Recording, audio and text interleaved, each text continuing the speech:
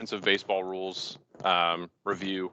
If you have questions, I think normally I would say wait until we get to the end, but this type of setting and what the material that we're studying, it's important that we address things in the moment.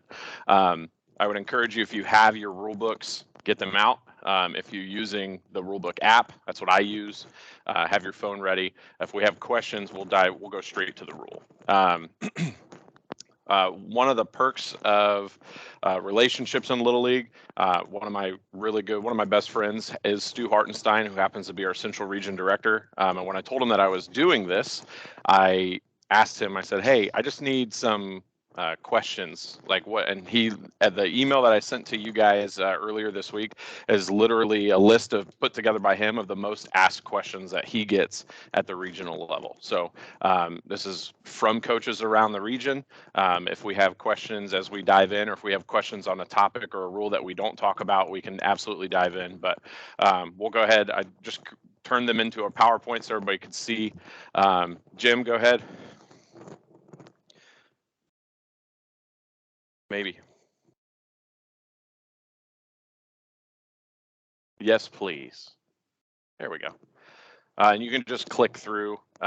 So every single year, the Little League Rules Committee will go through and look at rules changes for the year. If you guys would like, by the way, I can send this deck out afterwards, so you guys can have access to it if you'd like. I can send it out in PDF form. But review the rules and then make updates, and then each time there's an update, it gets added to the significant rules changes. It's usually in the first part of the rule book. So the first one is located in, and this is just an overview. We'll dive into these later on in the rules. So first one is armbands. As you guys saw over the last couple of years, armbands had gotten really popular, play calling bands or something like that. Those have gotten popular, so that got officially added to our rule book. Next, jewelry. This is for players that might need to wear their hair back or something like that. Obviously, probably a little bit more geared towards softball, but jewelry, hard items can now be worn in the hair. Next, regular season. Coaches now may warm up pitchers. Again, this is the regular season. The moment you enter the district tournament, this is no longer the case. So just kind of keep that in mind. This is just a assist with pace of play. Next, if you skip forward, Jim, you won't hurt my feelings. It's fine. We added a 8-run rule. We now have a run rule for 8 runs after the 5th inning, and we'll go over all the run rules later. Next, and that's, again, the run rule, the 8-run rule is for the regular season only. Once we hit the tournament, the district tournament and beyond, which I'll refer to as the international tournament for the rest of the meeting, the international tournament, it is still only the 15 and the 10. 8 is for regular season only. We had an intentional walk rule modification, and then we had an intentional walk rule addition. So the modification is now across all levels of Little League baseball. You can request, hey, I don't want to throw 4 pitches. I don't want to physically throw 4 pitches. I want to just walk the batter. Previously, that rule was only in majors and below. Intermediate and above, you had to pitch the 4 pitches. Now they've blanketed it across, so that's the modification. The addition, which is the next point, we added an addition that if you choose to intentionally walk without throwing pitches, that can only happen to a player once a game. So if Brian Bain is a power hitter and I want to intentionally walk Brian Bain without pitching to him, I can do the 4, but I can only do it to Brian once per game. Every other at bat, I can still intentionally walk him, but you have to physically throw the pitches. So I can walk Brian every at bat, but I can only skip throwing the pitches one time. And that's for every player on the roster. So Brian, I could intentionally walk once. Jim, I could intentionally walk once. So on and so forth. Managers and coaches in dugouts. You can now have up to 3 managers and coaches in the dugouts, regardless of roster size. It is no longer I believe the rule was 11 or 12. Yeah, 11 you had to have 2 coaches, and then 12 or more you could have 3. Now it's up to 3 regardless. Next. Tournament rule 3, the special pinch runner / courtesy runner. So if you have not heard, there is no more mandatory play in the international tournament. So the special pinch runner is no longer needed, but there is a courtesy runner, and we'll dive into the courtesy runner a little bit later. Next. Tournament rule 9, talking about mandatory play, is no longer okay. Mandatory play, is no longer really a thing. The players still have to get there at bat. Continuous batting order is now going to be used in the international tournament, which means every player bats, versus in previous years it was play 9, bat 9, and play 9, bat 9, manager substitutes. Next. Any questions about the significant rules changes? No. Okay. All right.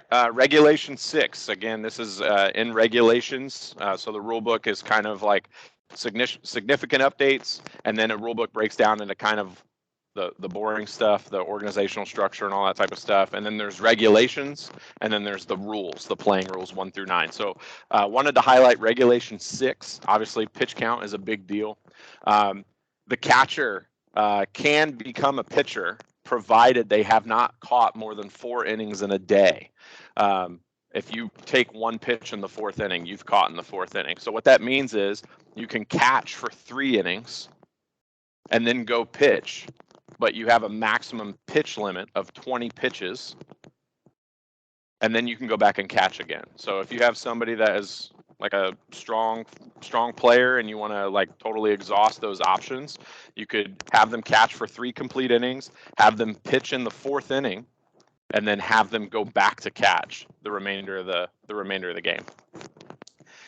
If you have a starter or any pitcher that hasn't caught, they can go to catcher provided they haven't thrown more than 40 pitches. So 41 or more, they can't catch. So this is somebody who didn't start as a catcher. Okay, does that make sense?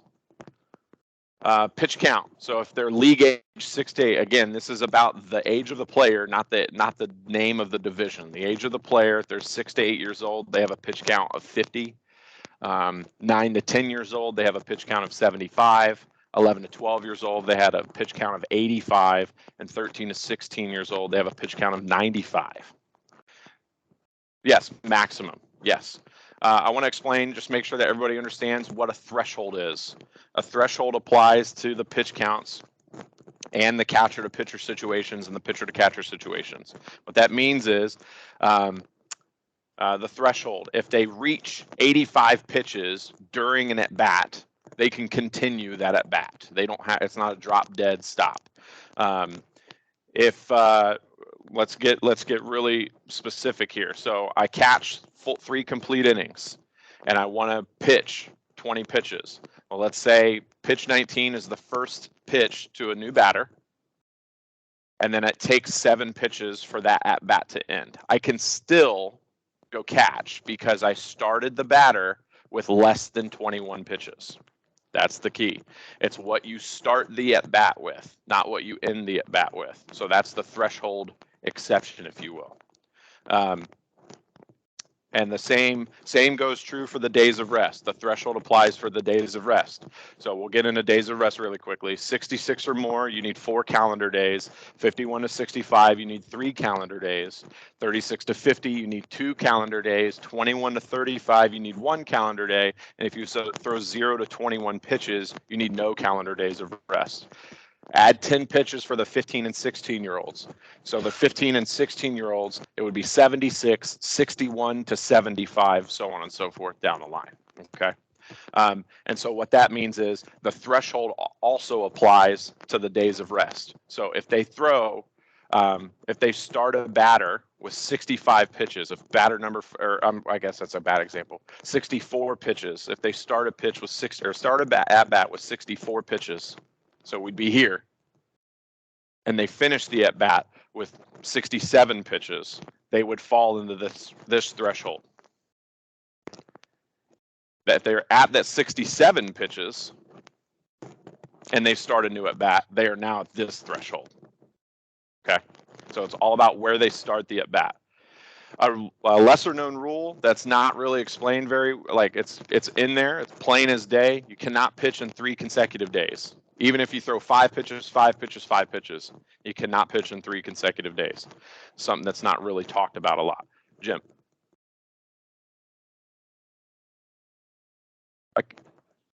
I'm sorry. Calendar day. So if I pitch tonight, tomorrow would be 1 calendar day. So if I needed 1 calendar day of rest, if I threw 30 pitches today, I would need 1 calendar day of rest. I would not be eligible to pitch tomorrow. Tomorrow is Friday. I could pitch Saturday. Okay. So it's not counting the day that you're in. It's tomorrow's 1 calendar day, Saturday's 2, Sunday's 3, Monday's 4. So if I pitched 85 pitches today, I would be eligible to pitch again on Tuesday. Cannot pitch in 2 games, junior and senior league. There are exceptions based on the amount of pitches that you throw. You would have to be on that 0 days of rest threshold if you are in juniors and seniors. So if I throw, and again, remember we're adding 10 pitches here. So if I throw 27 pitches in 1 game, I'm at my 0 days of rest. I don't need a day of rest. If I have a doubleheader, I can pitch in the next game. But if I exceed my 31, remember we're adding 10. If I exceed that 31, I am now not able to pitch in the second game. Resumption of games, okay? If you have a game that's suspended due to weather, and it's about the day, not about the game. So if, let's take that scenario, we got a game tonight. I pitched 77 pitches tonight for whatever reason. We get suspended due to weather. I can't resume until Tuesday. I get 85 more pitches because I've met my days of rest. It's not about the pitches in the game, it's about the pitches in the day. Okay? So if we resume tomorrow and I throw 77 pitches, I can't continue because I was only at 77 pitches and didn't get to 85. I need my days of rest. It's all about the calendar day of rest, not about what's going on in the game. Does that make sense? Yeah. Yeah. Any questions about pitch counts or days of rest? Lisa, are we good virtually?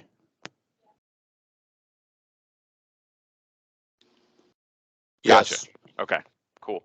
I will try to get better at remembering to ask the questions that the room does. Virtual team, I'm sorry.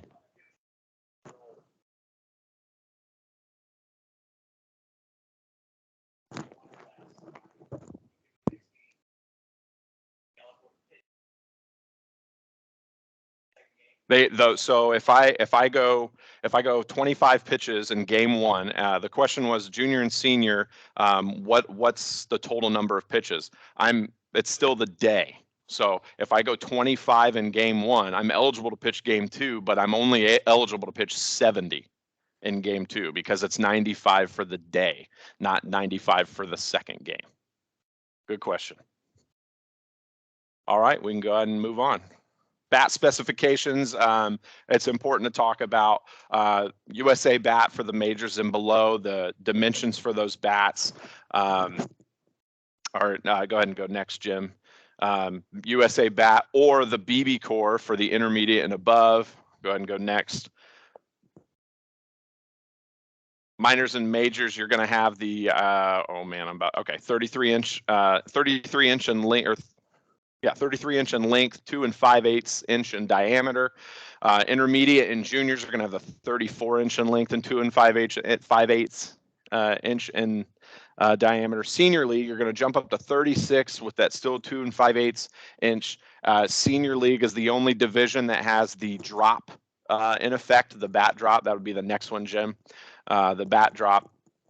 So basically, if it's you have a maximum length to weight drop is a drop 3, which I think is the high school rule. Yeah, so drop 3 applies in senior league as well. So basically what that's saying is if your bat's 36 inches, it has to be 33 ounces, 36, 33, 35, 32, that type of situation. Yes, you would be able to use a drop 5, a drop 10. When I played juniors, I used a drop 11, I think. Yeah.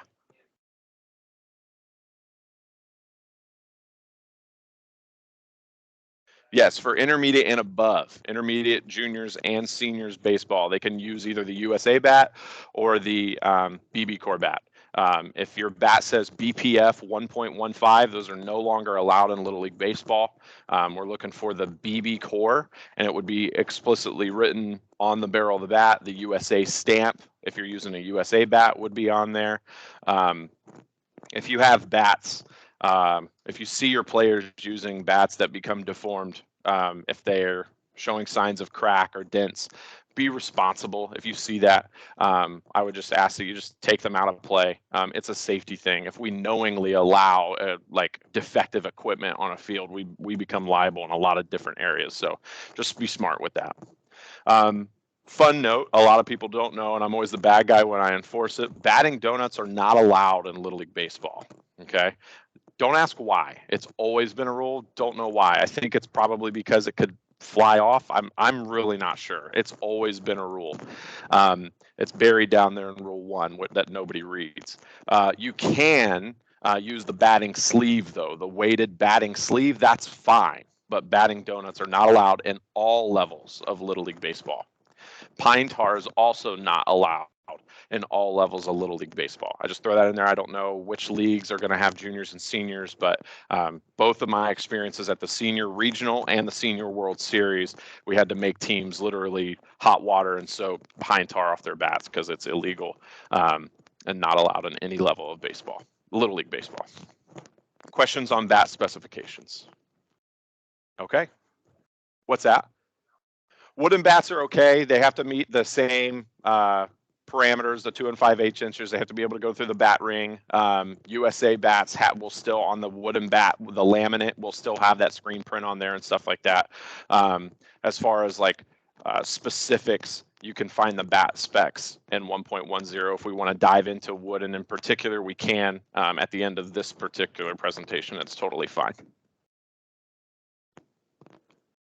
All right, undershirts and play calling bands. This is kind of what was addressed at the beginning with the significant rule changes. So in Rule 1.11A3, couple notes: the undershirt of a pitcher must be a solid color, and it must not be white, gray, or optic yellow. No, white or gray. Play calling bands need to be worn as intended, not white, gray, or optic yellow. Now, let's dive into an umpire's interpretation of as intended. That means on the arm, on the forearm, not on the belt loop. That will get you make it to international tournament level, district, state, regional. That will not be allowed. Okay, play calling bands need to be worn as intended. So on the arm, that's what we're asking for. So belt loops, anything crazy like that, that's a no-go. I'm going to go ahead, Jim. I'm going to go ahead and open the app here, and we're just going to dive through some important things. The definition of terms is a really good rule. Any term that's in the rule book is going to be found in Rule 2. And that's the definition of terms. So lots of breakdowns, lots of key things that you hear. And it's important to kind of like look through these every now and then and just kind of refamiliarize yourself here. So a popular one would be catch. And so what we'll be looking for with a catch is the act of a fielder in getting secure possession in the hand or glove of a ball in flight and firmly holding it before it touches the ground. And basically, and there's a lot more to the rule there. And basically and don't get me wrong, I understand the rule book can be wordy. What we're looking for is firm and secure possession, okay? Common belief is catch it, count to 3, catch it at any amount of time. I'm looking for firm and secure possession. Did they catch it? Did they hold it firmly and securely in their possession? And did they take it out on their own, okay? That you can have a catch ball fall on the ground 3 to 5 seconds later, and it can be ruled a no catch. Okay, it's not about time. It's not about steps. We're not like football. We don't have a football move. We don't have a baseball move or anything like that. Our rule is specific to firm and secure possession. That's what we're looking for with a catch. What's next, Jim? Fair and foul ball. A fair ball is a batted ball that settles on the ground between home and first base, and it's all about the positioning of the ball when it's touched or it comes to rest. Okay, it's really, really important. A lot of people think it's about where, if the field, like if this line here on these tables is the line, and if this is fair territory over here, I can be over here completely in foul territory, and if I touch the ball in fair, it is a fair ball. Okay, it's all about where the ball is at the point of rest or contact. The line, I don't know why it's called the foul line, because it's actually in fair territory. The line, if the ball rests, any part of the ball rests on or over the line, it's a fair ball. If the ball bounds over first base or the third base, it's a fair ball. A ball in flight that goes beyond the bags has to land in fair territory first. So if you have that slicing ball that's slicing towards the line, it needs to land first in fair territory or on the line in order for it to be fair. If it slices around the bag, the bag is not like a field goal post or anything. If it slices around the bag in fair territory but lands foul, it's a foul ball. It's all about where the ball rests or is touched by a fielder when the ball is touched. Cool? Okay, next, foul tip. This is important to talk about. If you go on an umpire forum online or something like that and somebody says foul tip, you're going to get chastised very quickly, and it's annoying for me. But a foul tip is not just a ball that a batter fouls back to the screen. That is a foul ball. A foul tip is actually a live ball. There is a difference between a foul tip and a foul ball. A foul tip is a ball that is tipped by the batter. Now let me read it here. It's a ball that goes sharp and direct from the bat to the catcher's hands and is legally caught. It is not a foul tip unless caught. And any foul tip that is caught is a strike and the ball is in play. It is not a catch if it is a rebound unless the ball has first touched the catcher's glove or hand. A foul tip can also only be caught by the catcher. So again, we're taking as part of this definition of terms, the caught. So what are we looking for with caught or catch? Firm and secure possession. That's what we're looking for. So again, the batted ball, it is tipped, it's nicked, whatever. It's caught firmly by the catcher, only by the catcher. And if it's caught and the catcher doesn't drop it, the ball is live. Runners can run, play can happen, nothing crazy. If the catcher catches it and it drops, without that voluntary release, and it just drops without firm and secure possession, then it becomes a foul ball. Play is dead. Nobody can advance. Okay. A foul tip, if you're looking for a foul tip, is appropriately signaled by an umpire of some sort of, yes, like I'm acknowledging that this ball was nicked by the bat, and then pointing for a strike. Okay, and so I know some people do this, some whatever, but something with your hands indicating there was some sort of tip, and then a strike. A foul ball, it would simply just be foul, just any other foul situation. Yes.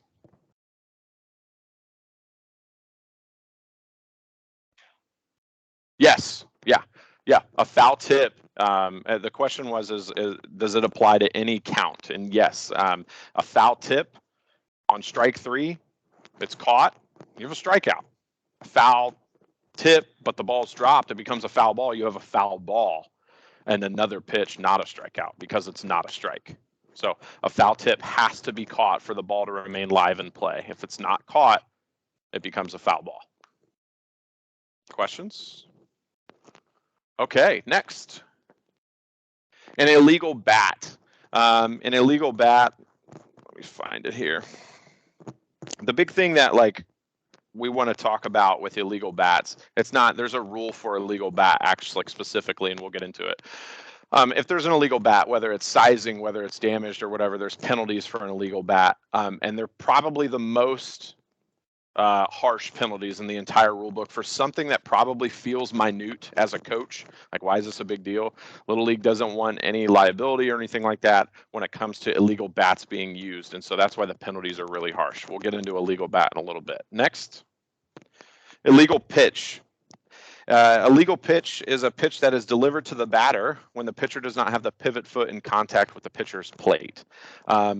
most of the time, like you can reference, like if it would be a balk, it's more than likely going to be an illegal pitch. But there are no balks in Little League majors and below. There are balks in Little League intermediate and above. We'll talk about illegal pitches here on another slide in a little bit. Next, infield fly. This one's always a good one. The infield fly with no outs or 1 out and runners on first and second, or first, second, and third. And there is a fly ball that can be caught by an infielder with ordinary effort. That's the key. So again, we got to have less than 2 outs. Got to have runners on first and second, or first, second, and third. Okay. And then the last key is it needs to be able to be caught by an infielder with ordinary effort. Is the outfield grass a boundary? Do they have to be on the infield? No. They can be 30 feet into the outfield. If they're able to just walk, if it's super high, and they're able to ordinarily get under it, you could potentially have an infield fly situation.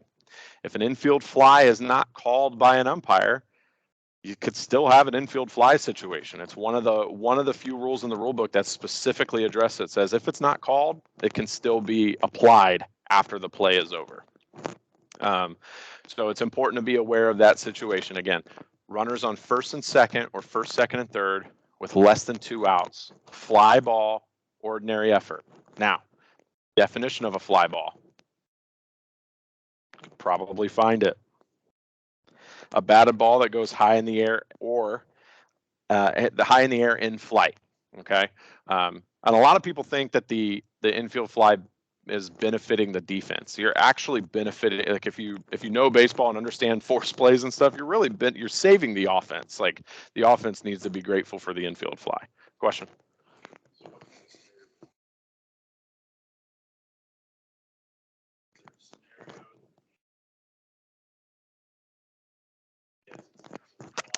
Umpires could forget. So the question was what kind of scenario, what could lead to this being called after the play is over? It could simply be forgotten. And if you're a coach and you understand your rules and you understand that the infield fly is in effect, and you call time after the play is over, you can go to the umpire and say, hey, did you see the infield fly? Tell me why you didn't have infield fly there. I forgot that it was anything could happen. And you could literally go back and unwind that situation and put people where they need to be. So it's important to know. I'm going to give you, there's a couple hacks. I'm going to give you important stuff to like pay attention to throughout this, because there's lots of things that this is the first time I've ever done this in like 15 years with coaches, so, and league officials. So this type of stuff is important to know for sure. Next. Interference. So interference is an act by the offense that is not allowing the defense an opportunity to make a play. And that's very paraphrased, and that's we'll dive into some forms of interference in a little bit. But interference is always committed by the offense unless it's the catcher. That's the only type of offense. Or that's the only type of defensive interference. Obstruction is committed by the defense. So like an easy way to think about it is the 2 O's don't go together. You don't have offensive obstruction. You have offensive interference and you have defensive obstruction. Kind of something just to keep in mind there. We'll dive into it a little bit later. Obstruction as well, same thing. Obstruction is an act by the defense that doesn't allow the offense to progress typically on the base paths. And again, we'll dive into obstruction here in a little bit.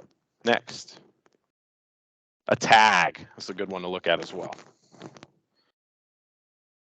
So a tag is the action of a fielder in touching a base with the body while holding the glove securely and firmly, while holding the ball securely and firmly in the hand or glove, or touching a runner with the ball with the hand or glove holding the ball. So again, you can tag. You need to have the ball in the glove or the ball in the hand, and you can tag the fielder with the ball or the glove and the ball. You can tag a base on a force play. You just have to have possession of the ball, and you can touch it with the foot, with the hand, anything like that.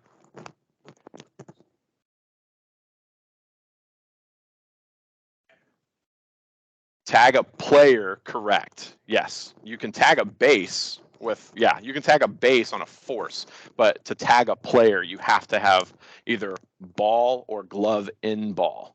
The question was, can we tag without the ball? Can we tag a player without the ball? And you have to have the ball in the glove or the glove directly touching the player. Next, that might be the last one. Yeah. Again, rule 2, definition of terms. That's a good spot to kind of learn some of those little nuances. If you use the app, the one thing I love about the app is if you're in one rule, it'll take you to hyperlink to a different rule, videos explaining certain things as well. So I can't stress the app enough. All right, rule 3.03, subs. So juniors and below, you can play 9, bat 9 during the regular season. Seniors and above is still play 9, bat 9. So key takeaways when we're talking about the mandatory play. Mandatory play is not required in seniors. Juniors and below, mandatory play is still required. Just throwing that out there. Key takeaways for this. Go ahead. To meet mandatory play, you have to enter the box with a 0-0 count. You can't take over an at bat. You have to enter the box with a 0-0 count. Next, you have to complete your entire time on offense. Run the bases, everything counts towards that. Be put out, get thrown out, score, all those things. And then lastly, the defensive side, you have to play 6 consecutive defensive outs. Okay. Now, as I stated, this is the regular season only now for this play 9, bat 9. In the tournament, in the international tournament, it is moving towards continuous batting order.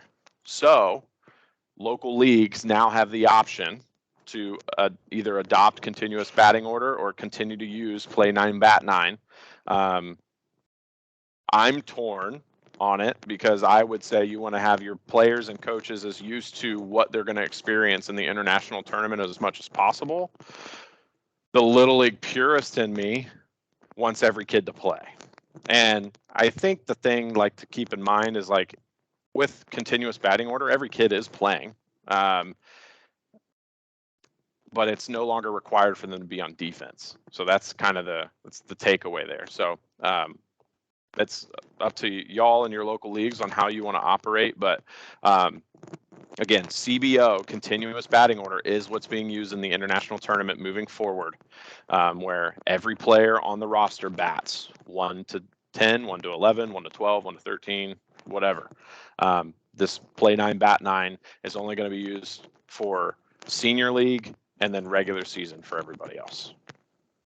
Mm-hmm.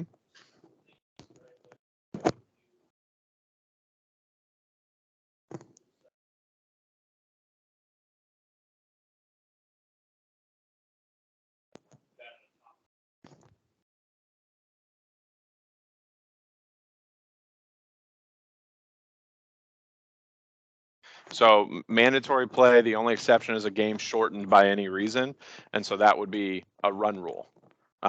So if you're the visiting team and you go in the top of the 5th and there's not a run rule, you would still go in defense on the top of the 6th. So you would still get those 6 consecutive outs. Now, if you're the home team on defense and you don't go in until the bottom of the 5th and you're in the lead, that player doesn't get in the bottom of the 6th to get their last 3 outs. Then you have a situation. Yeah. The home team would be on defense and in the top. Okay. Yeah.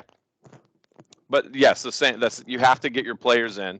The only exception is a game shortened by any reason, run rule, weather, something like that. So if the game's not shortened for any reason, you're liable for the penalties that are associated with that as well. First penalty, I think, is a written warning. Second is like a suspension for a game or something like that. So just kind of be aware of that stuff when if you're going to be doing the play 9, bat 9 with substitutions.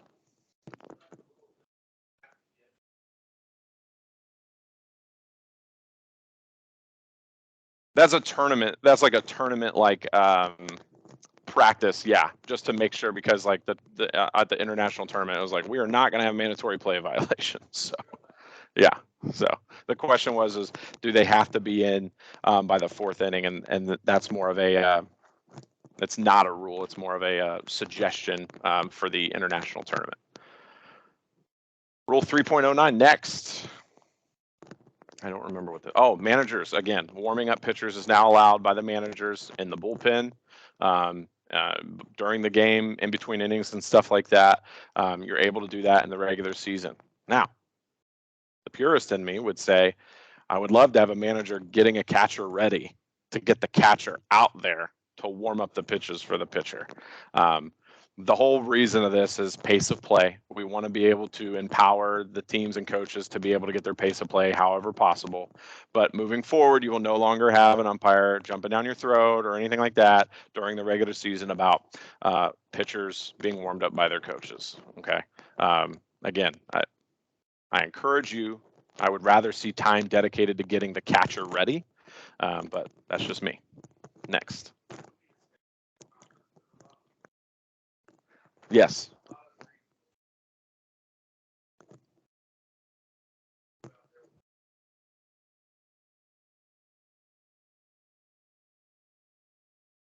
Yeah.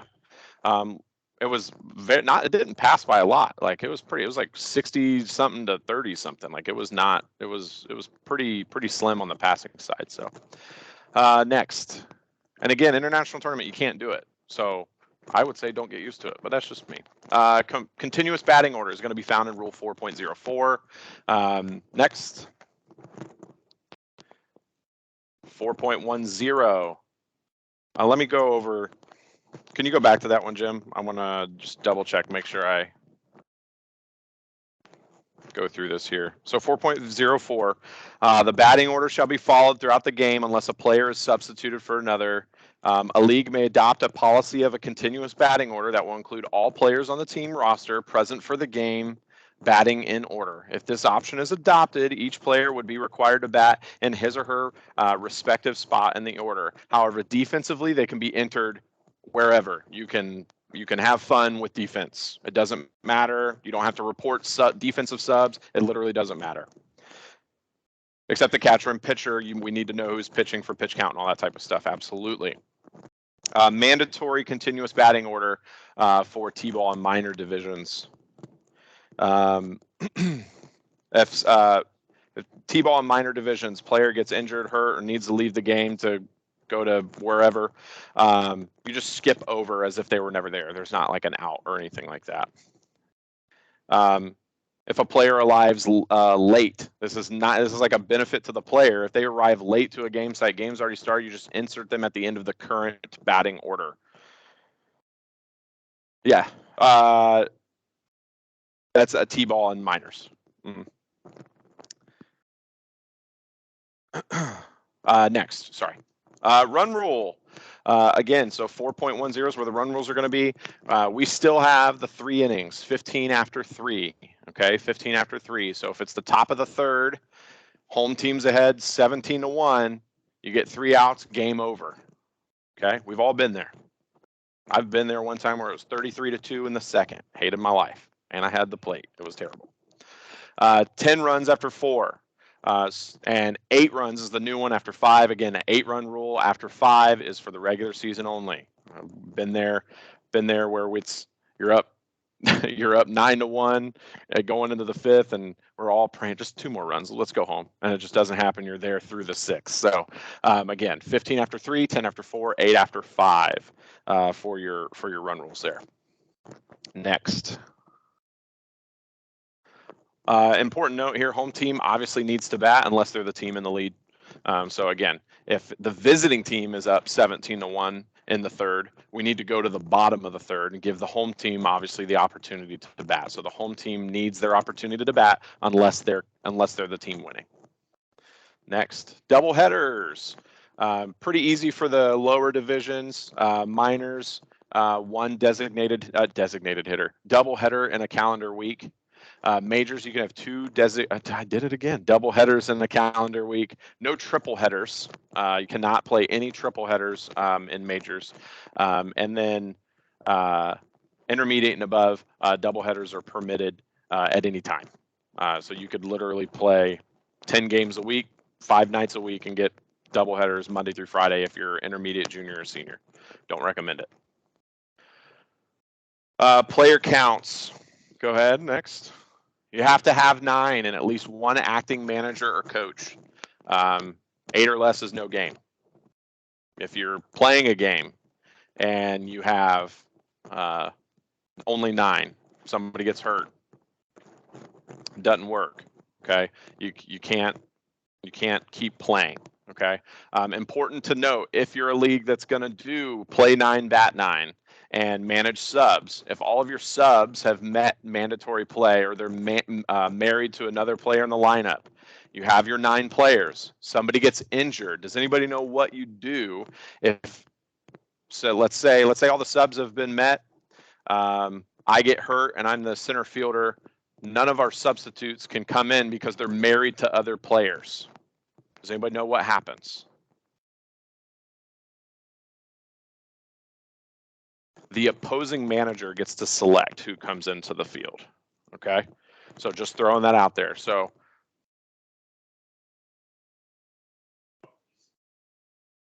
they absolutely can. Correct. Can't have 2 starters can't have 2 substitutes in a lineup. Can't have 2 players occupying the same space in a lineup at the same time.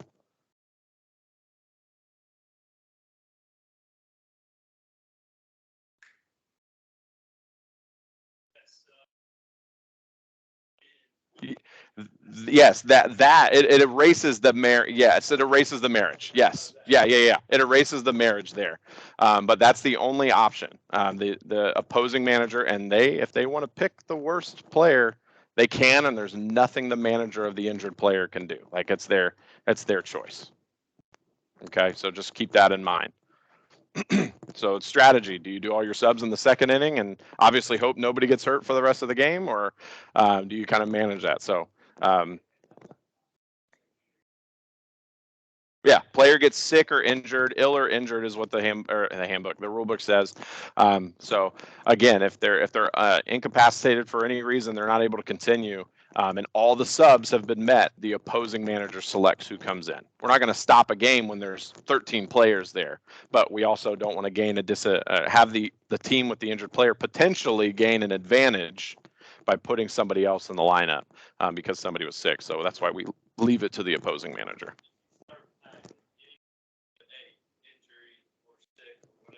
If you can't field 9, yes. So like I said, if you have 13 players there, they're all on the bench because they're subs, you can make it happen with the opposing manager. But if you only have 9 show up because it's Memorial Day weekend and everybody went out of town, but you only have 9 players, 1 injury, you're done. Okay. Now, the rule book specifically states it's not a forfeiture. Okay, the rulebook specifically states that. The rulebook says it just goes to the local league board of directors to decide what happens next. It could be a forfeit. I don't know. Like, it's up to the board of directors at that point. Resume it. Yeah, they could resume, but I can't speak for anything because it goes to the local league board of directors for that decision. But the rulebook specifically states that is not grounds for a forfeiture alone at that time.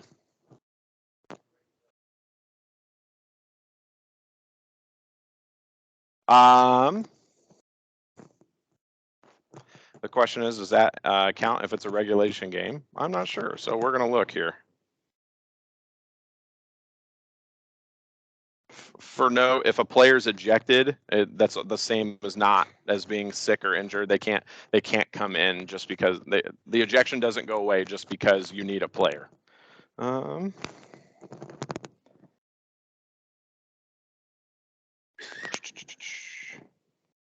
It does not say anything about regulation game or anything like that, Jim. So I would assume that like the game the local league board of directors could say this was a regulation game, we're done.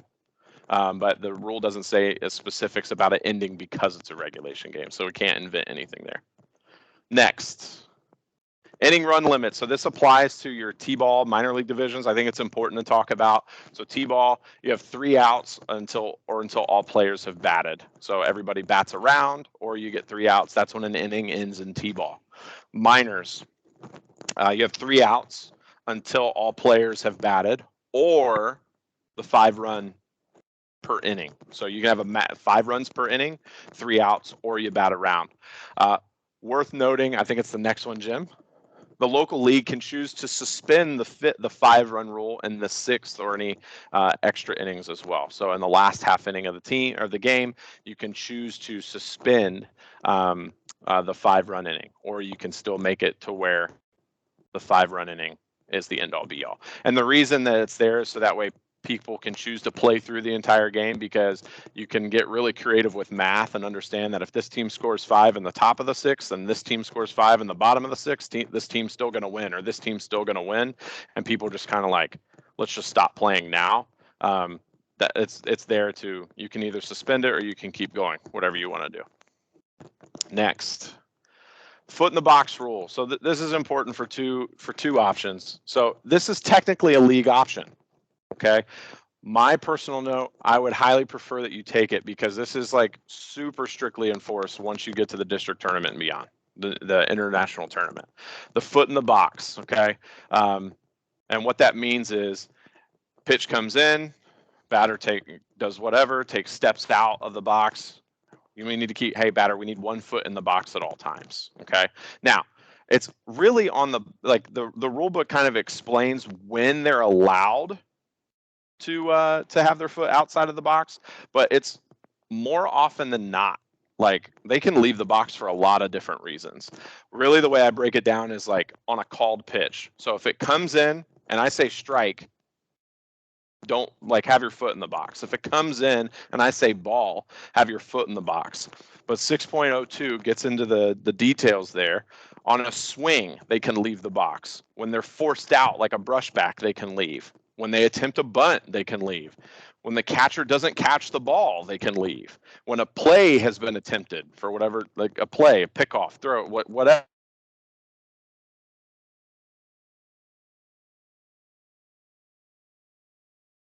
they can leave the box. And on a 3-ball count that the batter thinks is ball 4, they can leave the box. So like I said, there's more opportunities. It's worth just saying, if the umpire calls it a strike, or if the umpire calls it a ball and it doesn't brush you back, just keep your foot in the box. Every other time you can take a second, but you also want to make sure that you're keeping your players close, so that if they want to leave the box, that's fine, but they need to be staying close. And the whole reason is pace of play.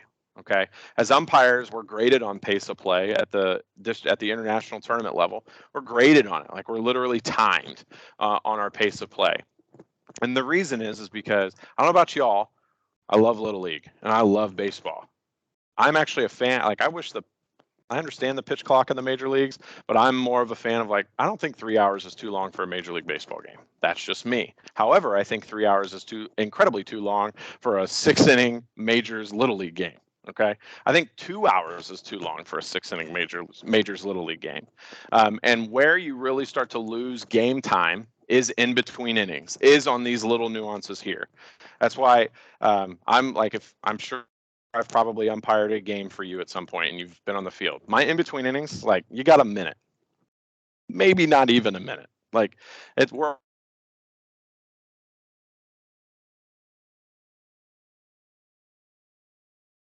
innings, so you have 12 times. 12 times 1 minute is 12 minutes.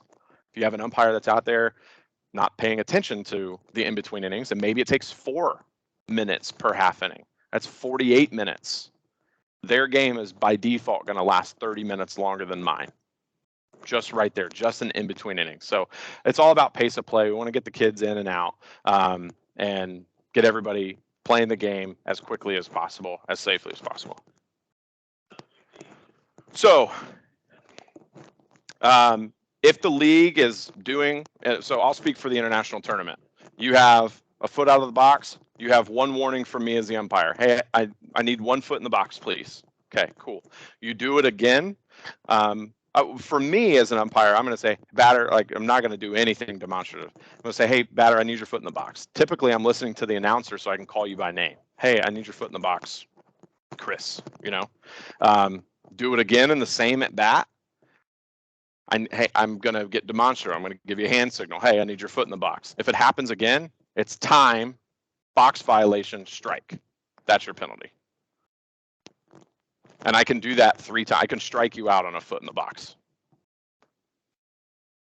And that's why I encourage local leagues to practice this throughout the regular season, because it is one of the, there's lots of nuances, but this is one of those like stricter nuances that's really, really, like, we have a whole 15-minute presentation on how to appropriately manage foot in the box as umpires. Just throwing that out there. Next, drop third strike. This is important to talk about, obviously. First base not occupied with less than 2 out, or any situation with 2 outs. Okay, so catcher drops strike 3, whether it's swinging or a called strike, and it's dropped. If you have first base and there's nobody at first base and you have 0 or 1 out, take off, go, try and get there. Any situation, so first base occupied with 2 outs, you can still go. This question happens a lot. How far can they go before they can't go anymore? How far, like, I struck out.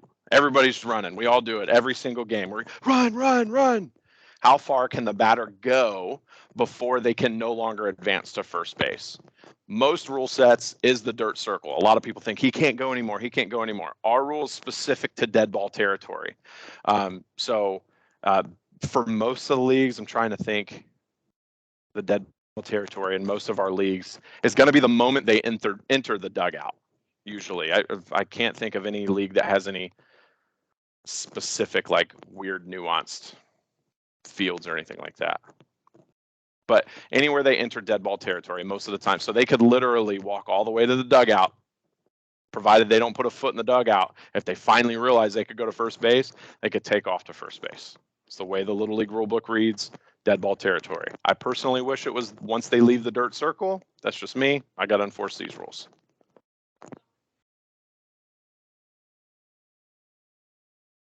I'm sorry?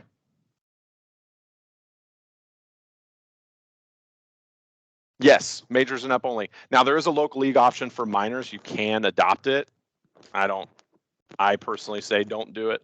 It's too much, in my opinion, but you can adopt for a minors division to use that. Next, illegal bat, 6.06. I think there's bullet points here. Yeah. So again, if the umpire deems that an illegal bat was used at any point throughout the play, and this could be sizing issue, this could be a bat that was removed during pregame inspection, like literally anything. So these are some pretty intense penalties. Okay. The batter is out and the offense loses an adult base coach for the remainder of the game. So if you only have 2 coaches and you have one in the dugout, because you have to have one in the dugout, you have one at third base and a kid at first, and this happens, you now have kids as your base coaches. So keep that in mind. Second infraction, same game, second infraction, the batter is out, the manager is ejected. Any further third and beyond infraction, if for some reason this were to continue to happen, the batter would be out and the newly designated manager would be ejected. Okay. Again, there's a 0 tolerance policy for the use of illegal bats. Next, batting out of turn. This can be very, very, very difficult. This can be very, very easy. Okay, I tried to make it as easy as possible. I would encourage you to know where batting out of turn is. There are scenarios in the rule book. It kind of explains different stuff like that. The keys with batting out of turn. So it's located in Rule 6.07. There's an entire rule designated to batting out of turn, 6.07. Whoever should have batted is out. Whoever should have batted is out. That's the proper batter. Whoever should have been the proper batter, they're out.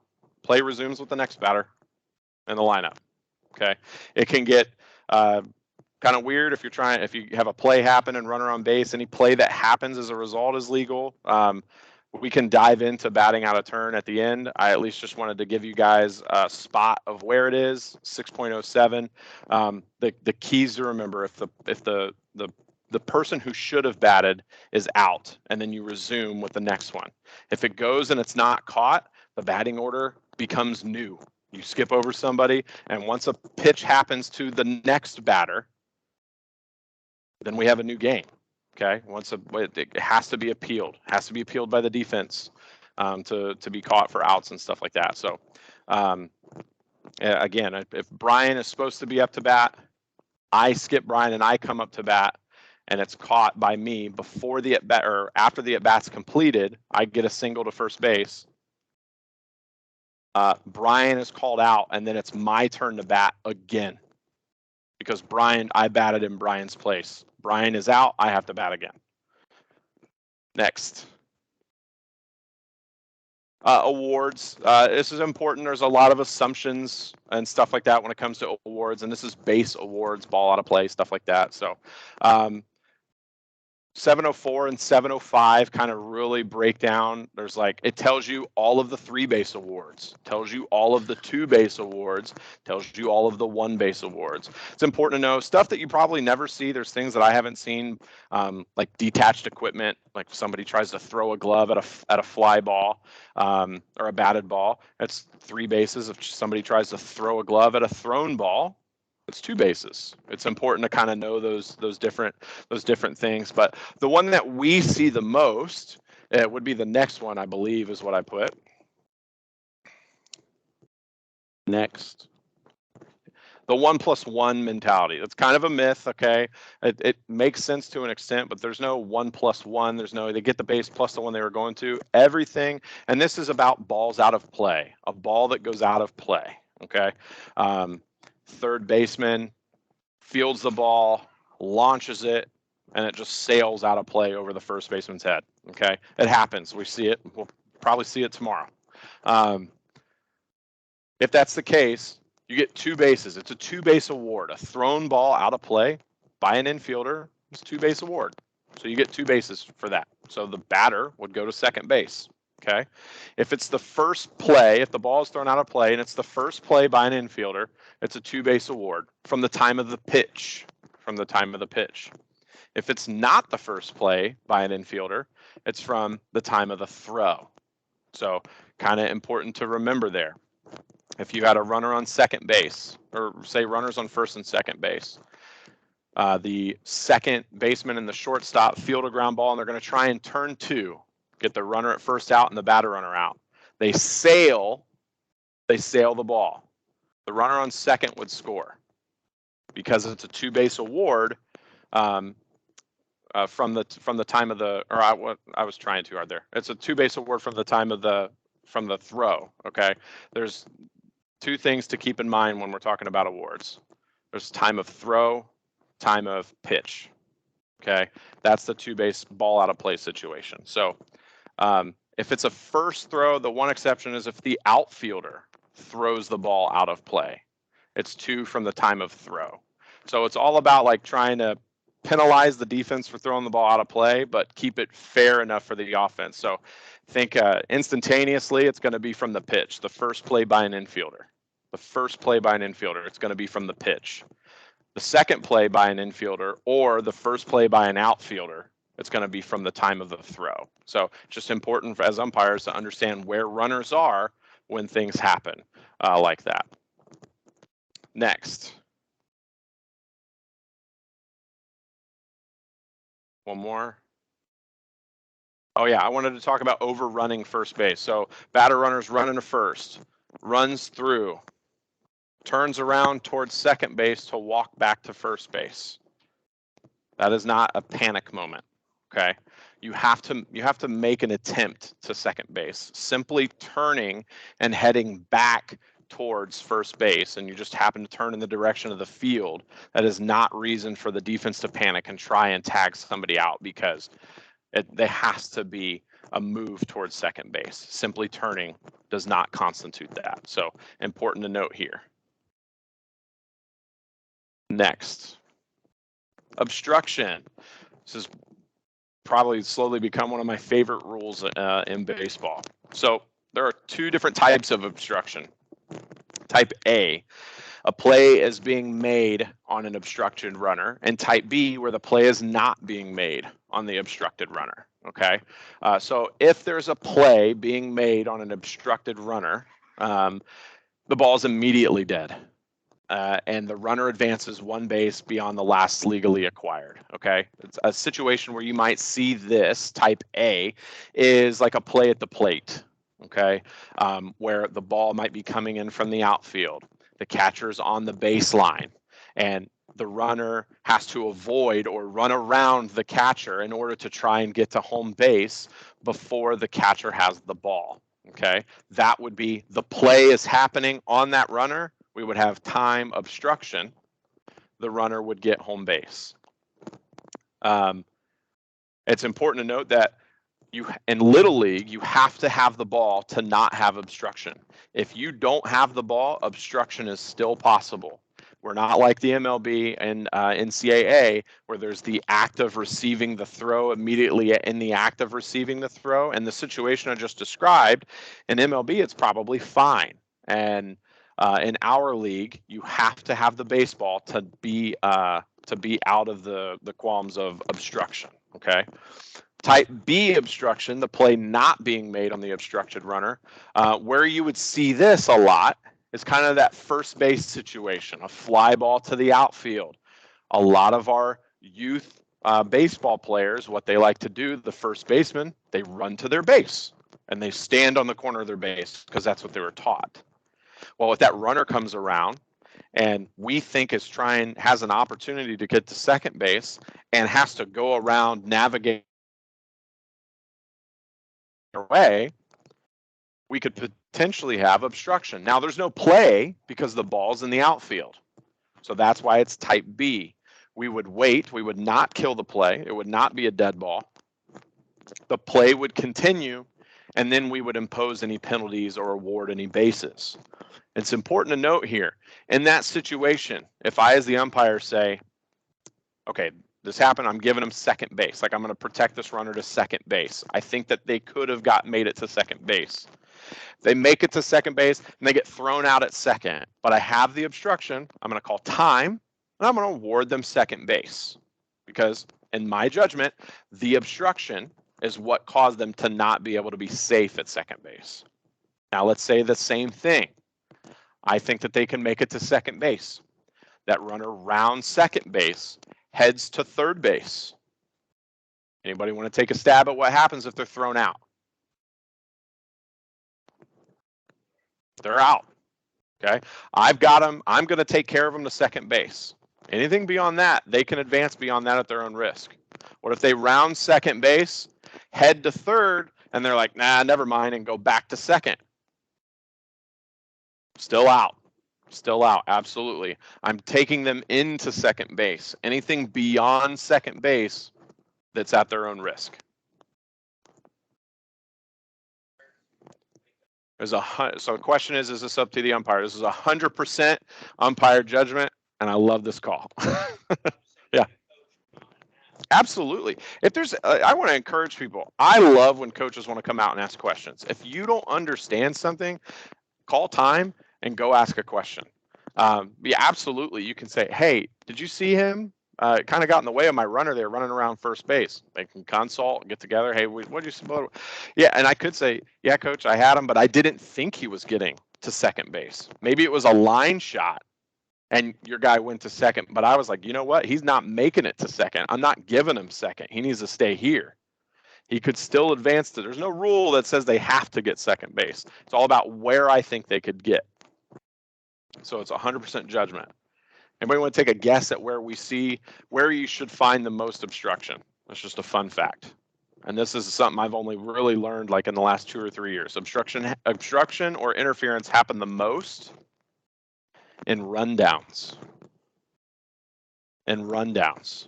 Because you got players going all sorts of different directions. The moment, if I'm chasing somebody and I've got the ball, the moment I release the ball, if that runner turns around and runs into me, do I have the ball?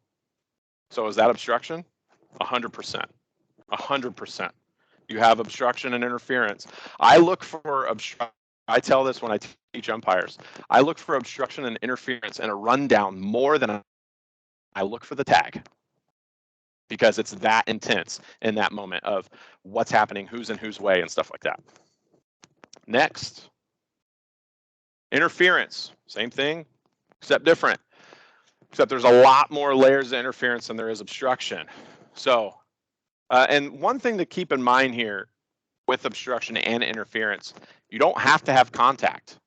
Like, I could need to take just a slide step because the first baseman's in my way. I'm obstructed. I was hindered in my movement. That's what the rule says. I was hindered. Okay.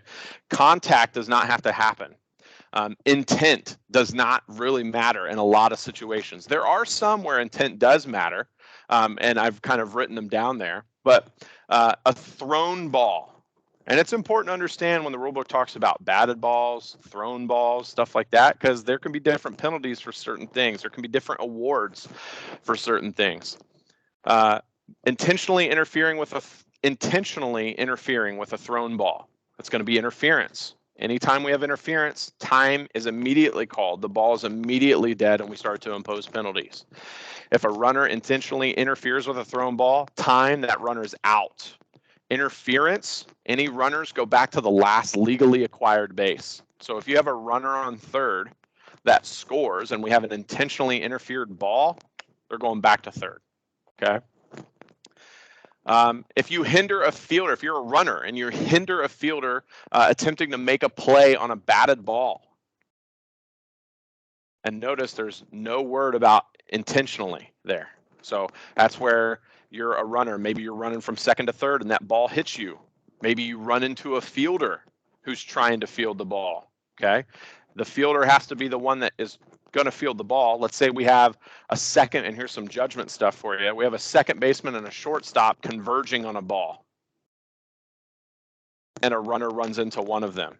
I'm only protecting the one who I thought was going to field the ball. So let's say the second baseman, as the umpire, I'm saying second baseman's fielding this. Runner runs into the second baseman. What do we have? Interference, right? And we would have the runner out and all sorts, like we would have different things going on there. Let's say that exact same situation. Runner runs into the shortstop, but I'm protecting the second baseman. What do we have? Obstruction. Yeah, absolutely. And we would have type 2 or type B obstruction because there's no play being made on that runner. He's just trying to run from second to third base, just ran into the shortstop. You're touched by a batted ball before a fielder has a chance to make a play. So that's that situation where, runner on first is trying to run to second. Liner hit at the runner, hits the runner before the fielder can field it. Time, runner's out. Okay. If the fielder's playing in front of the runner, fielder errs, makes a mistake, whatever, and then the ball goes through the fielder, and then it hits the runner, we good? For sure. Batter, so this is important. This is very, very important. Batter hindering a catcher's ability to make a play at the plate. The box is not a safe haven. A lot of people think just stay in the box, don't move. If I'm the catcher and I go field the ball, I'm throwing it at the batter. I'm getting interference every time. I'm getting it out. And no run scored every time. A little life hack for you. Teach your catchers, just saying. Literally, you want to know how to win the game? Talk to an umpire. I know all the hacks, I swear. No, if they could be out of the box and still hinder the catcher. They can be in the box and still hinder the catcher. The rule says the batter hindering a catcher's or the fielder's attempt to make a play at home base.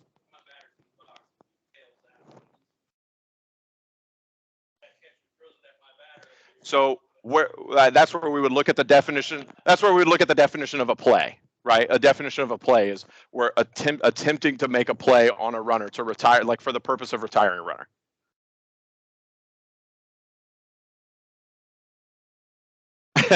Yeah. Retired teammate interference. I think I've only seen this happen once in 15, 16 years. And it was a runner that slid into home plate, scored. I'm the plate umpire. Runner scores, gets up, starts running to the dugout. Runner on second is now rounding third. Catcher gets up and throws the ball, and it hits the runner who just scored, and it goes away. So what we had was retired teammate interference. The run still scores. We can't unscore that run, but the runner is out. Willful, deliberate, and obvious intent to break up a double play. The batter runner is also out anytime to break up a double play. We actually had this one, retired teammate interference. We actually kind of ruled this in the Midwest Championship game last year. I was the plate umpire for the championship game, and we had a play at second base. Team was turning 2. And some people thought we were ruling here, but we really weren't, because you have to have willful, deliberate, and obvious intent to break up a double play. Can happen any which way you think, okay? What we had was the runner sliding into second base, and I was actually just watching the play today, and just kind of threw their hands up as they were trying to slide into second. Just terrible technique. Shortstop goes to throw the ball to first base. That runner's already been retired. They're out. They're out at second. Runner's already been retired. They go to throw. The ball hits his hand. We called the batter runner out. It wasn't this one, because this can happen anywhere on the field, but it has to be with the intent to break up a double play, willful intent, deliberate, all those types of things, obvious intent. Coach's interference, important to talk about. Interfering with the defense making a play. So you're in your coach's box, pop fly right over your head. Your box is not a safe haven. Bail. You get in the way at any way, shape, or form, we're going to have an out. Physically assisting runner, that's the other way, okay? So high fives, don't care. It's a lot of people, I can't touch my runner. No, physically assist.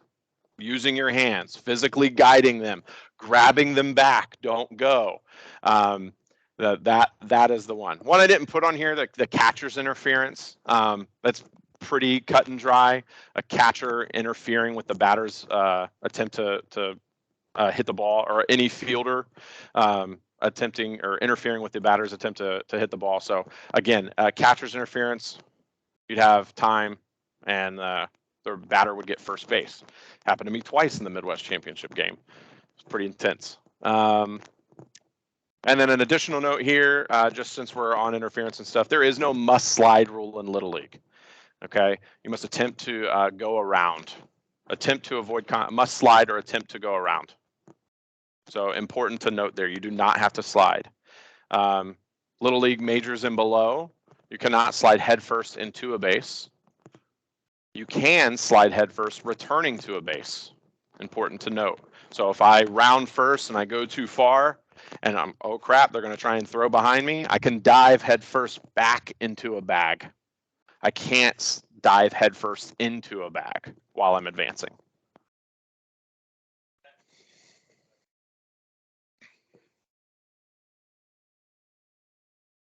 Yes, you can jump over to avoid contact. I think that's a high school rule. You can't go airborne. I'm not sure. I don't umpire high school. I know that there is one of the rule sets, whether it be, it's high school. Okay. Yeah, because yeah. Yeah, MLB, I know you can go airborne. NCAA, I know you can go airborne, and I know that we can go airborne, but I thought it was high school. But yes, you just have to avoid contact. Next. Appeals. So this is where, like, being a coach that knows a little bit about the rules, or has an umpire friend that knows a little bit about the rules, kind of pays off. We're talking appeals. We're talking being able to protest. You can't protest a judgment call. You can't protest safe out, ball strikes, stuff like that. What you can protest is if you think an umpire misapplied a playing rule, and you can formally lodge a protest. You're not saying, hey, you suck. You're just saying, hey, I think this rule was misapplied. It gets noted in the scorebook at that exact time, and then play continues. And then it would go to the board of directors. I would probably get involved at some point as well, if needed, to assist the league UIC. And we would then decide, okay, was this rule appropriately applied or misappropriately applied?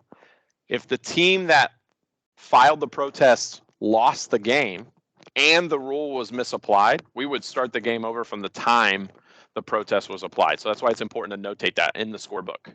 Okay, but this is why it's important to do your best to know the rules as best you can. So a basic appeals, though, would be tag ups. Did the runner leave early on, like a fly ball caught in the outfield or in the infield? They're trying to take off to the next base.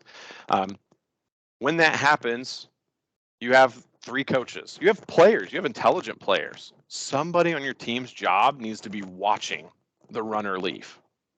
I can't tell you how many times everybody's watching the play in the field. Everybody's doing this, doing that. Have somebody on your team watching for tag ups. You'd be surprised how many times Little League players leave early. It's kind of impressive, honestly. Missed bases. Players miss a base probably once a game. Somebody somewhere on one of the teams is missing a base once a game. If I was a coach, one of my assistants' jobs would be to watch base runners. Watch the other team's base runners and make sure that they touch bases. Absolutely not. Nope. If a runner leaves early from, like, on a steal attempt, that is when we notify. Yeah. Nope. That's an official appeal play. Has to be appealed. Yeah.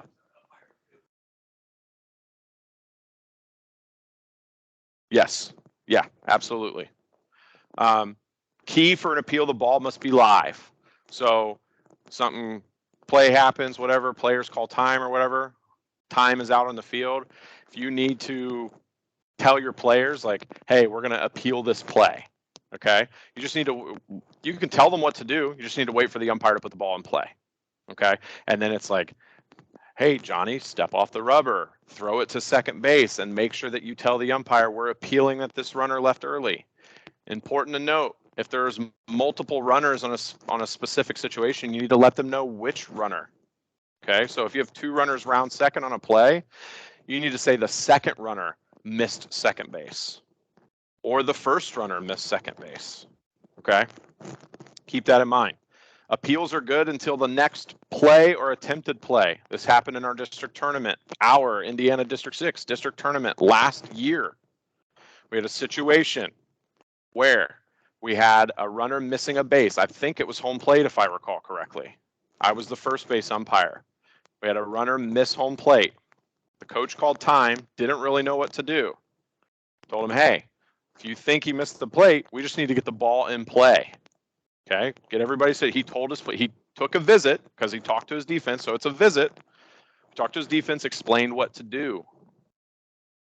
Went back, put the ball in play.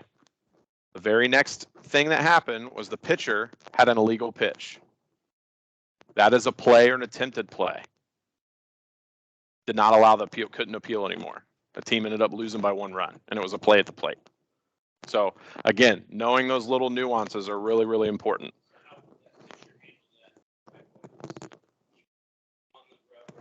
Be on the rubber, appropriately step off, and then say, the runner missed the plate, throw it to the catcher, catcher steps on the plate, umpire calls him out. But an illegal pitch or a balk is a play or an attempted play. Once that happens, you can no longer appeal anything. I think that's what it was. He stepped off wrong or he dropped the baseball, one or the other. He stepped off wrong, yeah. Uh-huh.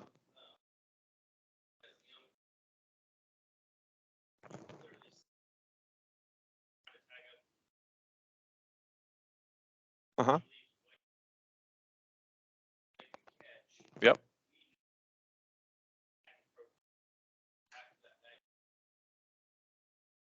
Mm-hmm.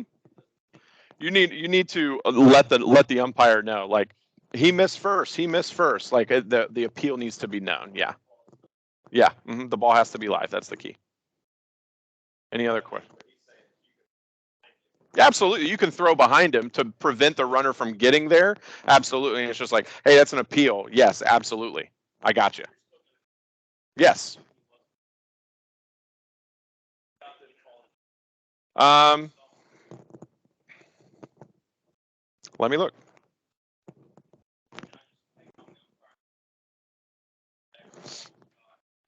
I think you're right. I just want to double check here.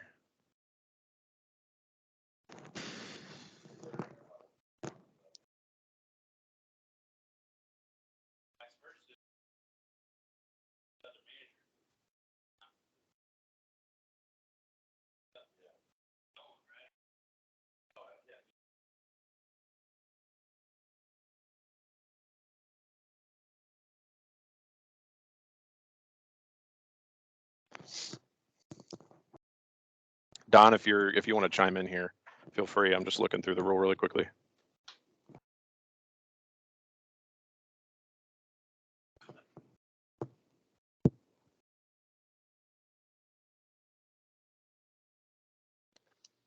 Can you guys hear me? Yeah, I hear you now. Can everybody else hear me? I'll have to relay whatever you say. Okay. You were talking about the appeal play. Yeah, he was And asking if the No. the I was gonna offer something. okay. I wasn't gonna try to answer your question, but anyways, back in 1987, the first team to ever go to the Little League World Series from District 6 was Chesterfield, and they were playing in a section tournament down at District 7, and the kid from District 7 hit a home run to win the game. Well, nobody on the Chesterfield team was paying attention, but our very own Dave Dickey was there as an umpire. He saw the batter miss first base when he hit the home run. He went over and told the team, hey, he missed first, told them how to appeal it, and Chesterfield ended up winning and ended up going to the World Series after they kept advancing in the tournament. Wow. They would have been knocked out of the tournament because back then it was single elimination. That's insane. I did not know that. That was a really crazy story. I'm pretty sure in the rule book it says an umpire cannot tell them that they missed it, though. The umpire was a fan. You will not. Dave in his good heart likes to teach a lot. Apparently, there was a time back in the early '80s where he was in the crowd. He wasn't umpiring the game. Oh, Dave. Okay, that makes me feel better. Here it says in where are we at? 710 D. Note 1, 710D, note 1. Where did it go? I lost it. An appeal, or note 2, sorry, 710D, note 2. An appeal should be clearly intended as an appeal, either by a verbal request by the player or an act that unmistakably indicates an appeal to the umpire. So that's kind of where yes, you can do that. To answer your question specifically, yes, it can be thrown back. I don't think there's anything wrong with saying, hey, we're appealing that he left early, because it needs to be a verbal request or it needs to be unmistakable. And to that instance too, if an entire team is saying he left early, and the team throws it back to first base, that's unmistakable. Like, I understand you're appealing that. Okay, so just understand it needs to be verbal or unmistakable. In that specific instance, yes, that would just be an out, 100%. I think that happened in the District 6 championship game, maybe the 9 and 10 championship game last year at Newcastle. I feel like because we had an appeal play on a runner leaving third base early last year during the district tournament. I remember that. I don't know why. I remember everything. Except 710D note 2. Well, DJ, highlight if there's multiple runners involved. What are you getting at? Multiple runners. Let's say there were 2 runners that were running the bases and they said appeal second base. They have to identify which runner they're talking about. You had a runner on first and the batter hits one into the gap. And the batter ends up at third, and the runner on first scored. And now they want to appeal the runner missing second. They need to identify. They need to be clear on which runner they're appealing missing second base. Is that clear? They can't just say he missed second base if you had 2 runners go past second base. No, so a tag up is an appeal. Like a lot of. You're just talking tag up. I'm sorry. Early, all I got to do is throw it back. No, this is technically an appeal. Like a retouch is an appeal. No, yeah, you're right. I was thinking if you had multiple runners running by a base, they have to identify which runner it is in that case. Okay, sorry. I got ahead of myself. Yes, that's the unmistakable act.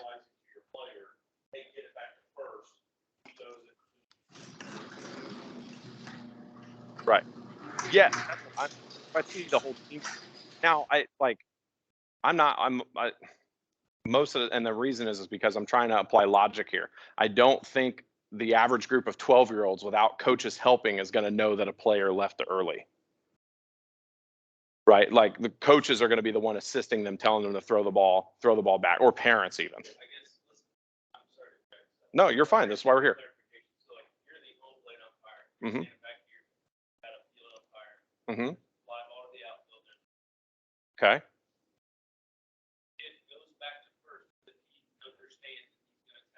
Right. Okay.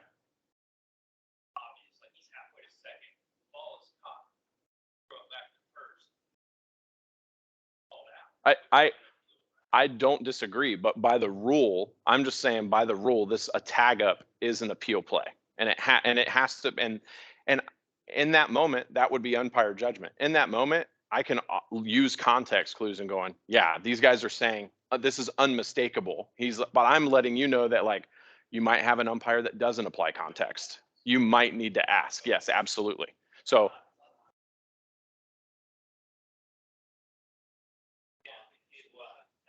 Yeah, we grew up as the rules are, if the ball's caught, you got to go back. Well, the rule is it's an appeal play. And that's why you have to, if you don't go back, it's an appeal play that they left early. Yeah. Don, can you, what were you saying about multiple runners? Sorry, we kind of did a thing here. Don wanted me to address something about multiple runners, and it's important. I wanted to make sure I was present here.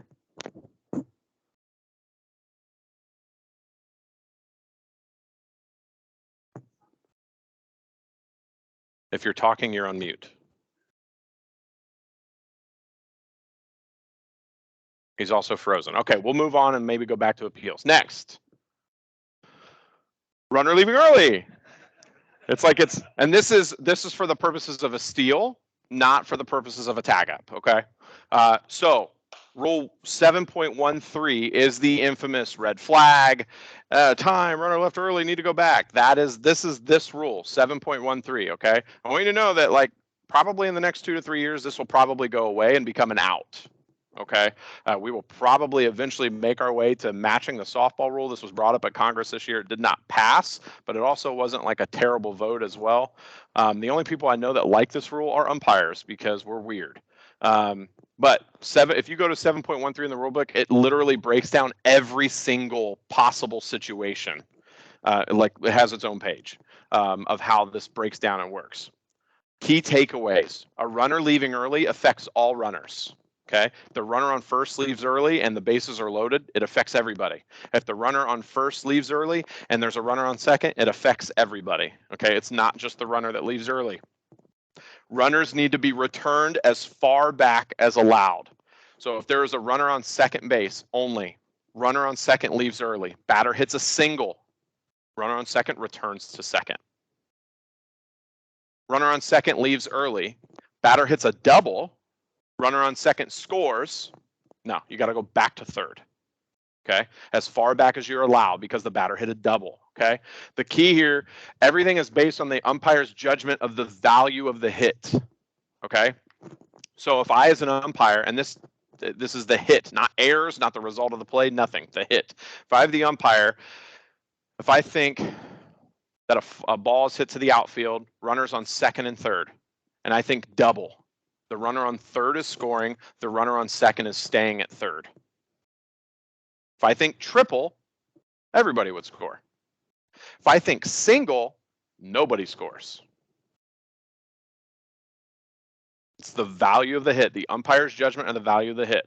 Now, I would be remiss in umpire lore if I didn't talk about the following situation. You have bases loaded, runners on first, second, and third. You have a ball hit that doesn't clear the infield.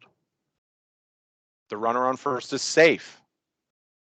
What happens? The batter runner is safe. What happens?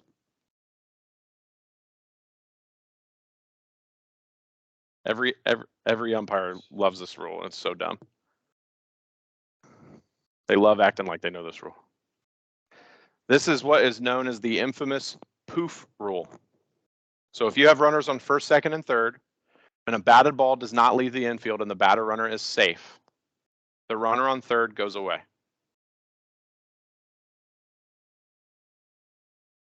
No, nothing. The runner on third disappears from the field of play because the batter runner got first base. So the runner on first is forced to second base. The runner on second base is forced to third base. You have to enforce the rule at some point. You're not going to penalize the defense and allow a run to score. You're not going to penalize the offense and call somebody out just because they left early, because it's not in the rule. So in this situation, the runner on third disappears. Yeah, exactly. I've seen this happen once, literally one time, and I guessed on it. It was a Memorial Day tournament. I've mentioned it in some of our district meetings. A Memorial Day tournament back in Ohio District 8 in 2009. I've seen it one time, and we got together as an umpire crew and we guessed. We were like, well, we can't call this person out. We can't score the run, whatever. And so we were just like, just leave. Checking later, we got it right. So umpires love that rule for obvious reasons, because we're the only ones that know it's in there. But yeah, now you know. But yeah, it's all about the value of the hit and where runners are forced to be. They go back as far as they're forced. Any questions on that? Play continues. Okay, it's important to know that we're not killing the play if the ball's hit, all that type of stuff. If a runner is thrown out, they're out. Okay, important to know that. Just because the flag comes out or a runner, if play continues, and if outs happen, outs happen. Next.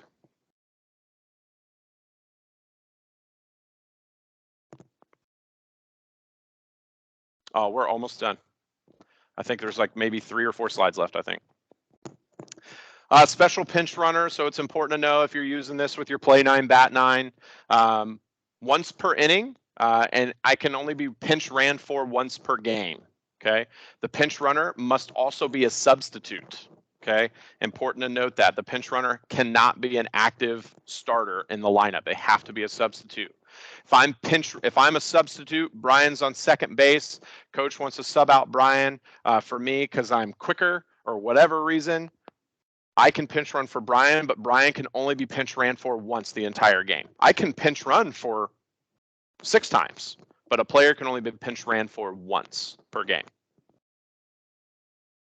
The courtesy runner is new. Okay. The courtesy runner is what's going to be used in the international tournament as well. The courtesy runner, the catcher and pitcher of record with 2 outs. I forgot to put that on there. Catcher and pitcher of record with 2 outs. The runner who made the last out can go in for the pitcher or catcher of record. Okay, again, of record. You can't be like, hey, this guy's coming in the next inning. I want them off the field. It doesn't work like that. It has to be the catcher or the pitcher who was the catcher or pitcher when they ended their last defensive inning. It would be whoever's listed on the lineup. Because barring injury, the pitcher has to throw. Go. Next. Double first base. Does any league use a double first base, or can I skip this? I put it in here literally just in case. I hate double first. Anderson does for minors and below. Okay, so it's important to talk about here. Then the defense only uses the white portion, or the portion that's in fair play. Anytime a play is made, the batter, anytime a play, like we're throwing the ball to first to try and retire somebody, the batter must use the colored portion. If there's no play being made on the batter runner, you can use the white portion, okay? And the runner can only return to the white portion, okay? So if the batter runner were to if the third baseman's throwing the ball to first to try and retire the batter runner goes and runs to the white bag, they would be out. Okay, so again, you want to use the colored bag if there's going to be a play, the white bag for everything else. Next. Warm-up pitches. This is a pace of play thing. I touched on it earlier. You have 8 preparatory pitches or 1 minute. Go back, there we go. Or 1 minute. That 1 minute begins at the third out of the previous inning. So If you've ever heard me umpire at a plate conference, I'll tell you, give me your pitcher and catcher and talk to the rest of your team. If you're going to send your team out on defense and you want to talk to them and hype them up or whatever, that's fine. Just give me your pitcher and catcher so they can get their warm-up pitches in, because they got a minute. They got a minute to get in there and do that. And again, this is a pace of play thing. For the record, prep pitches do not count towards a pitch count. I think we all probably know that, but I feel like it's important to talk about that the prep pitches do not count towards the pitch count or the catcher's count if we're talking about the catcher going to pitch or anything like that. So just a friendly note. Next, just a couple slides left, guys, then we'll have some time for questions if we need. Yeah.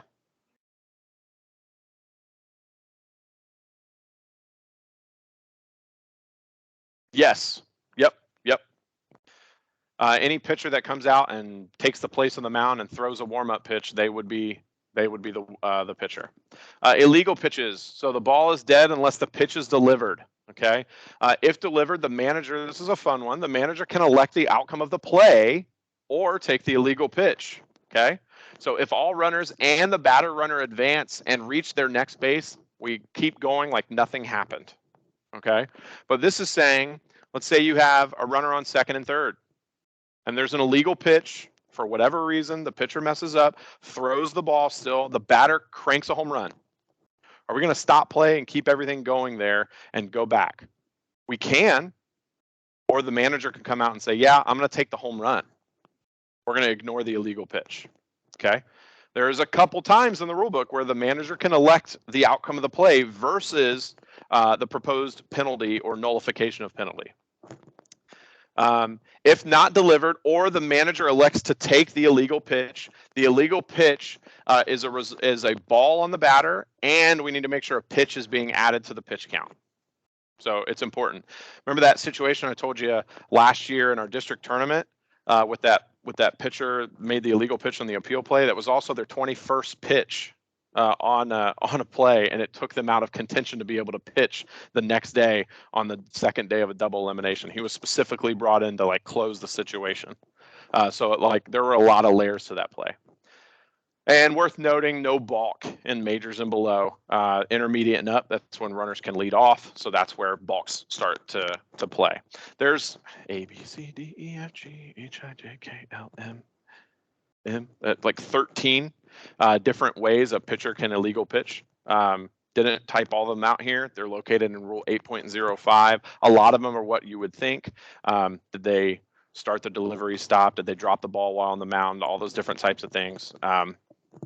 But again, if a legal pitch is called, it should simply be, that's an illegal pitch, and we're going to let everything happen. If I say illegal pitch and the pitcher stops because I scared them, okay.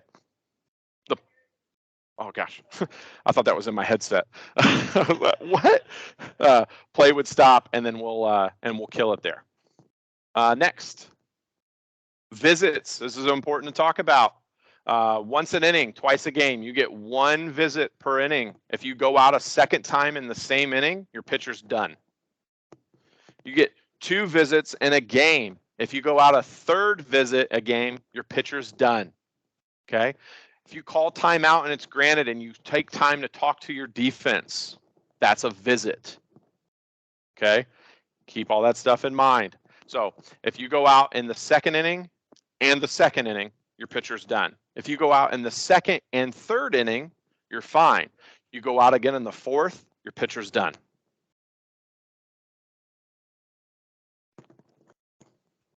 There might be one more bullet. If not, it'll be the next slide. Cool.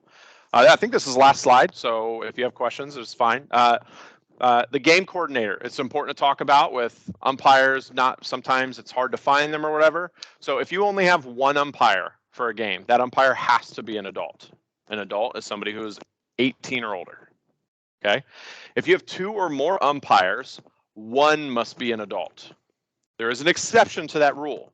You can appoint a game coordinator. And this is all supported in Rule 9.03. The game coordinator has to be an adult. So you could, if you have some junior umpires who are like maybe 14, 15, 16 years old, and they want to do 3 or 4 umpires on a game, they can. That's fine. You have to have a game coordinator at the site, though. You could have 2 16-year-olds. Still need to have a game coordinator at the site. The game coordinator has to be an adult. They have to be at least 18. The game coordinator cannot be associated with either team on a like staff level. They can't be a coach. They can't be a manager. It has to be somebody that's not associated with either team, manager or coach wise. If a parent wants, that's fine. I would recommend that the parent like know what they're doing though, as far as rules go. You can only serve as the game coordinator of one game at a time. So you can't like I would say like at Newcastle or at Harry Bridges, you can't stand in the middle of the both fields and be a game coordinator for both games going on with 2 minor umpires on each game. Okay. I can be on the lower diamond for a game coordinator, or I can be on the upper diamond for a game coordinator. I can be on field 1 or field 2, but I can't do both at the same time. The game coordinator needs to be a part of the pregame meeting with the managers, okay, to go over ground rules and stuff like that. The game coordinator cannot leave the game site. The game coordinator is taken away from the game site. Gameplay stops until they are returned, or another game coordinator can be named in their absence. The game coordinator is not there to consult on rules. The game coordinator is not there to consult on a protest. They're to simply oversee the conduct and make sure the conduct of the baseball game is going well. We're talking namely players, coaches, umpires, and managers. Okay, they do have the power to eject participants from the game. Okay, players, coaches, managers. They are the sole judge of the field conditions or weather-related issues for that game. So normally, if you have umpires on the field and they're adults, if I am on a game, I would have the sole authority, once the game has began, that I would have the sole authority to rule on the playing field conditions or weather. In a situation where you have 2 minors on a game, the game coordinator would be the one to rule on the fitness of the playing field or the weather. And again, notice just as an important note here, I said participants, eject participants of the game on purpose. Fun fact, Little League umpires do not deal with unruly spectators. We do not eject spectators. We should not be in a position where we're ejecting fans or parents or anything like that. If we are simply there to enforce the rules of the game and the participants of the game. If there is an issue with spectators, fans, parents, whatever the case may be, gameplay should be stopped. A board member should be contacted, and the board member is responsible for dealing with those parents. Just throwing that out there. Please don't put that weight on your umpires, especially if they're young. And coordinator. Oh, absolutely. Normal umpiring. Rule 9 is all about the umpire. Rule 9 is called the umpire. So Rule 9, being an umpire, still having the authority to eject players, rule on things that aren't described in the rule book, all of those things matter and still apply.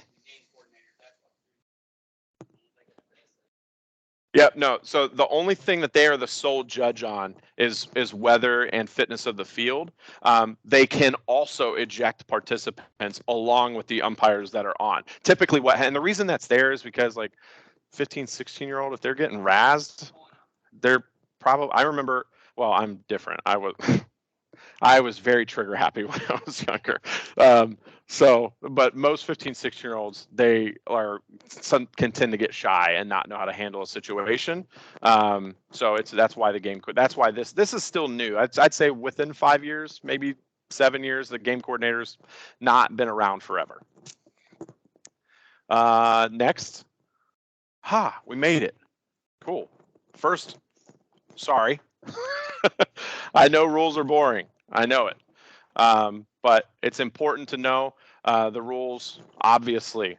Learned some hacks today. And you saw me today. If I wanted to look up something, if I wasn't 100% sure of something, you grab the rule book and you check it out. Okay. I don't recommend going on the field throwing a rule book in an umpire's face, but the goal should be to want to get better.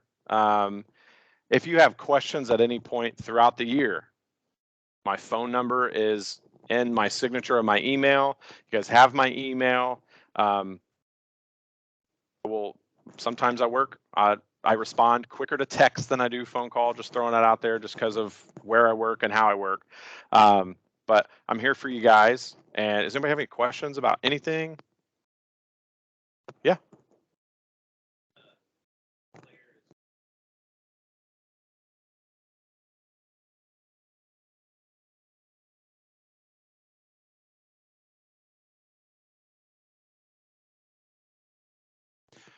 So if they show up late and you're using play 9, bat 9, you would have to make sure that they can get their mandatory play in.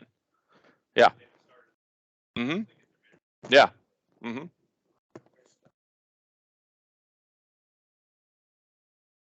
Yeah.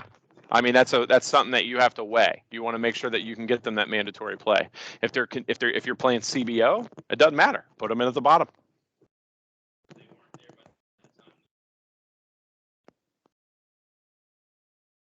Yeah, you would want to do math because like if you have like, I don't know, 13 on your roster and maybe it's the 4th inning and maybe the 3rd batter's up to bat, 4, 5, 6, 7, 8, 9, 10, 11, 12, game's over, right? Because they go at the end of the existing batting order. They would be the 13th batter, but if you went 3 up and 3 down, 9 innings in a row, you're screwed. So you have to kind of use a little bit of math there, but yeah. Any other questions or anything?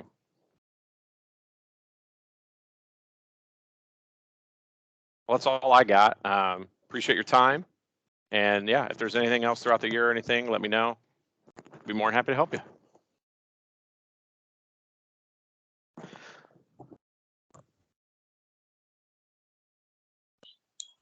Thanks, guys. I really appreciate it.